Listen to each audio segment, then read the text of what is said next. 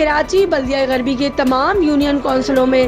رہائش پذیر عوام کو بلدیاتی وسائل کی بلا تفریق فراہمی کو یقین بنانے کے لیے چاروں زونوں میں ہنگامی بنیادوں پر ترقیاتی کام کروائے جا رہے ہیں۔ ان خیالات کا اظہار چیئرمین بلدیہ غربی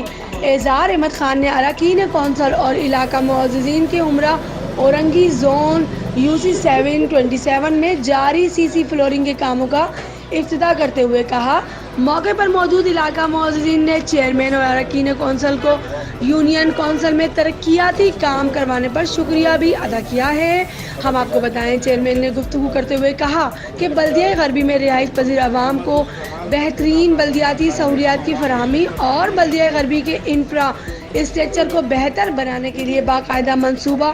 بندی کے تحت تعمیر و مرمت اور نکاسی آب کی چھوٹی بڑی لائنوں کی تبدیلی کا کام انتہائی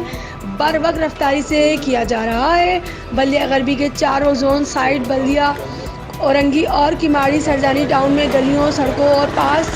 پلے گراؤنڈز اور اسٹریٹ لائٹ کی مرمت پر تبدیلی کے ساتھ ساتھ ندی نالوں کی صفائی کا عمل بھی تسلسل سے جاری ہے۔